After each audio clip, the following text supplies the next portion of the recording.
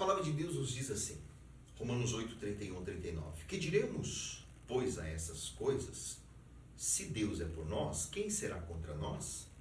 Aquele que nem mesmo o seu próprio filho poupou, antes o entregou por todos nós, como nos não dará também com ele todas as coisas?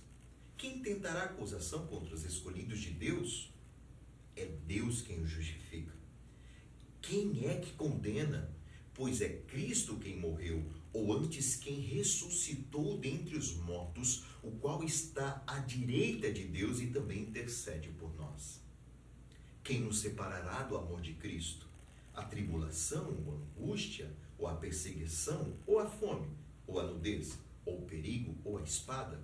Como está escrito, por amor de ti somos entregues à morte todo dia. Somos reputados como ovelhas para o matadouro.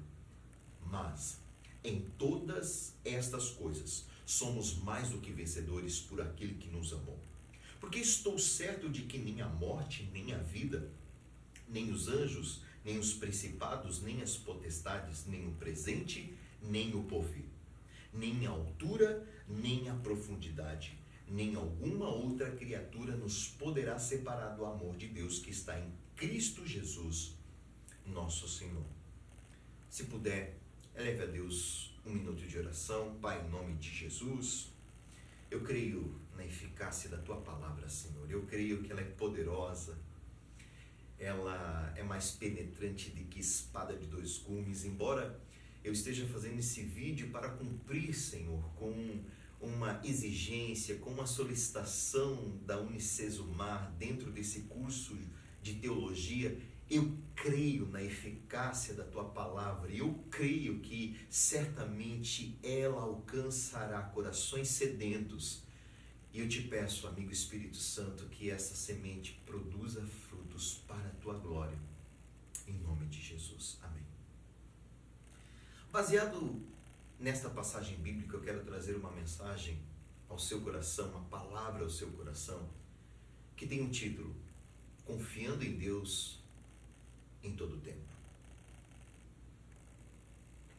Já fazendo parte da parte introdutória dessa mensagem, eu quero compartilhar com você que me assiste, que durante muito tempo eu atendi convites para pregar a palavra de Deus. E sempre que a porta se abria, sempre que eu recebia essa oportunidade de pregar pela primeira vez em alguma igreja, tive a oportunidade de pregar em congressos, e sempre quando eu chegava, o primeiro dia do congresso, a primeira oportunidade, as primeiras palavras que eu compartilhava com a igreja era testemunhando acerca das coisas que Deus tinha feito e acerca das coisas que Deus estava fazendo na minha vida.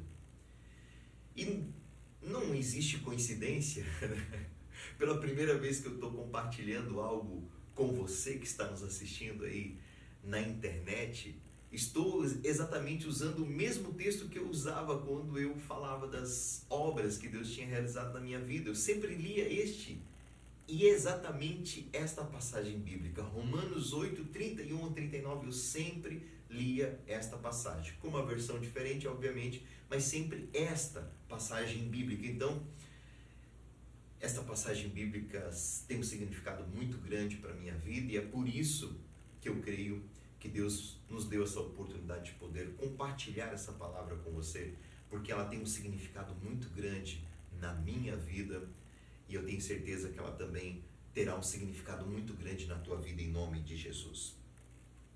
Antes de entrarmos propriamente dos versículos 31 a 39, baseado na leitura que nós fizemos, eu quero, com uma ilustração dessa mensagem, trazer para você uma breve explicação acerca do que exatamente o apóstolo Paulo estava falando quando ele disse: que diremos, pois, acerca destas coisas? Que coisas são essas? Para entender, eu sou obrigado, a voltar no versículo de número 1, no início do capítulo, até o versículo de número 30. O apóstolo Paulo fala sobre a pendência ou a tendência natural de nós pendermos para as coisas carnais e a tendência espiritual de nós pendermos para as coisas espirituais. Este desnível, essa balança que existe constante na nossa vida, existiu na época de Paulo e até hoje existe, por incrível que pareça.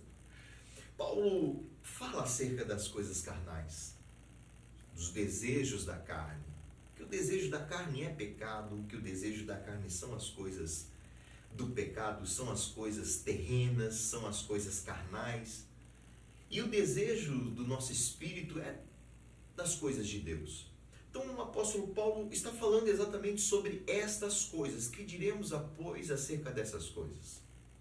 Mas o que me chama muito a atenção, ainda fazendo parte da ilustração desta mensagem, é que no versículo de número 26, o apóstolo Paulo diz, versículo 26 ele diz: e da mesma maneira também o Espírito ajuda as nossas fraquezas. Por quê? Não sabemos o que havemos de pedir como convém, mas o mesmo Espírito intercede por nós com gemidos inexprimíveis. Embora essa balança exista e sempre continuará existindo enquanto nós vivemos aqui nessa terra, existe um ser, existe uma força maravilhosa enviada por Deus, chamada Espírito Santo, que nos ajuda nestes momentos, nesse desnível que nós estamos vivendo frequentemente e diariamente. Você não está sozinho. Você não está entregue à mercê das coisas e dos desejos naturais, dos desejos carnais. Não, você não está sozinho. Muitas vezes o Espírito Santo de Deus intercede por nós com gemidos inexprimíveis, ou seja, nesses momentos existe o Espírito Santo de Deus que sempre está ali, junto. Você jamais estará sozinho.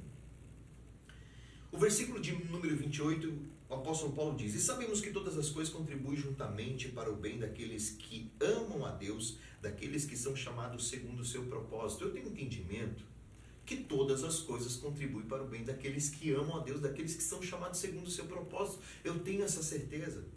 E a ilustração que eu uso é anestesia. Se você já fez um procedimento cirúrgico, mesmo um pequeno corte na sua boca para fazer uma restauração, uma extração ou um implante, você certamente aplicar uma anestesia em você. E é muito interessante que essa anestesia, ela tira essa sensibilidade física. Então, aonde haveria dor, passa a não mais existir essa dor, por causa da anestesia. Se nós sairmos de um consultório odontológico e formos num restaurante nos alimentar, ainda com o efeito do anestésico, certamente nós iremos nos ferir. Se nós tivermos com o nosso braço, por um exemplo, sob o efeito anestésico, nós não conseguiremos nem movimentar os nossos braços, porque é esta sensibilidade que me permite sentir. Eu tenho a certeza que todas as coisas contribuem exatamente por causa disso. Essas deficiências, essa tendência, essa pendência natural para as coisas carnais, na verdade, ela não nos afasta de Deus, bem pelo contrário, ela nos aproxima de Deus, ela nos dá um limite, ela nos dá um norte, ela nos dá uma direção, ela nos alerta até onde nós podemos ir. É o limite. Se não tivesse essa sensibilidade, nós estaríamos deslimitados, se é que existe essa palavra. Eu arrisco dizer que seria uma vida sem graça.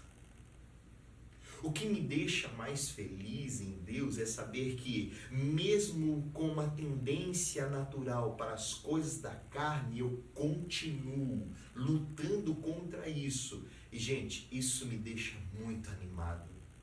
Acordar diariamente, a ter a certeza que a minha carne pende para as coisas naturais, mas eu permanecerei buscando as coisas de Deus.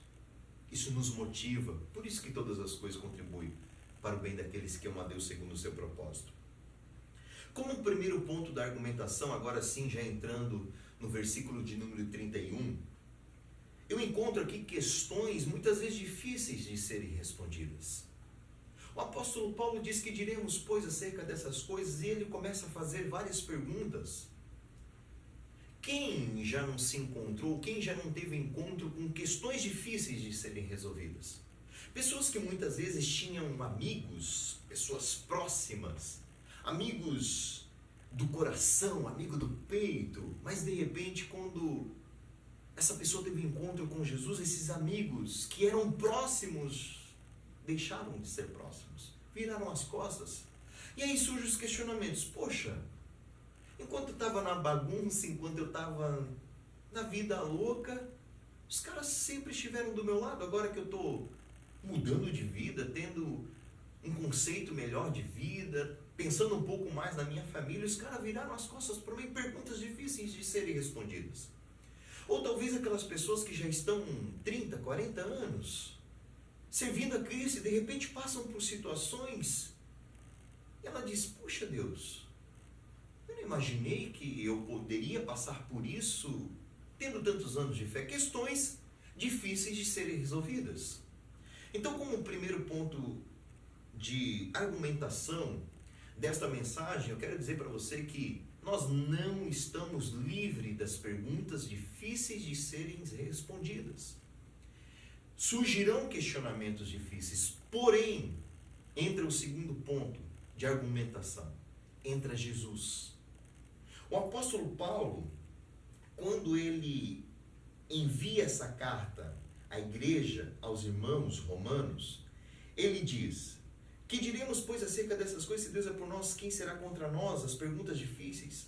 Aquele que nem mesmo seu próprio filho poupou, antes o entregou por todos nós, como não nos dará também com ele todas as coisas? Aí vem Jesus, ele entra em cena. Quem tentará acusação contra os escolhidos de Deus? É Deus quem justifica. Quem é que condena? Pois é Cristo quem morreu, ou antes quem ressuscitou dentre os mortos, o qual está à direita de Deus e também intercede por nós. Quando Jesus entra nesses questionamentos, nessas indagações, quando ele entra, a coisa muda, meu irmão. A coisa muda, meu amigo internauta que está nos assistindo.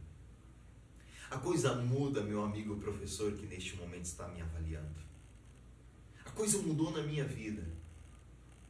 E eu aplico isso exatamente no dia a dia. Questões difíceis de serem respondidas estão constantemente entrando no nosso caminho.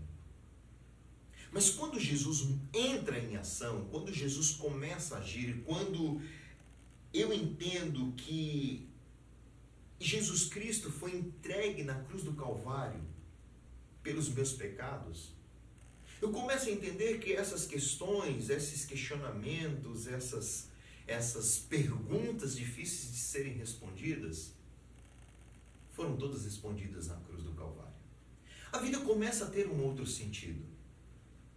Até as perguntas difíceis de serem respondidas, mesmo não tendo respostas, eu não me pego a elas, eu continuo, eu tenho um alvo, eu tenho um sentido, eu tenho um propósito de vida, e esse propósito de vida se chama Jesus Cristo. Quando ele entra em ação, a coisa começa a mudar. Quando ele entra aqui no texto, o texto começa a mudar, porque o apóstolo Paulo começa a dizer, quem nos separará do amor de Cristo? Quem está ligado em Jesus Cristo através do seu amor, nada, absolutamente nada pode separar. Como terceiro ponto de argumentação, eu falo exatamente sobre essa certeza, eu trago exatamente sobre essa certeza. Dando ainda mais base nessa certeza, o apóstolo Paulo fala no versículo de número 37, escreve no versículo de número 37, mas em todas essas coisas somos mais do que vencedores. Por quem? Por ele, Jesus Cristo. Ele entrou em cena. Então, o versículo de número 37 começa com questionamentos bem difíceis, bem intrigantes. Depois Jesus Cristo entra em cena.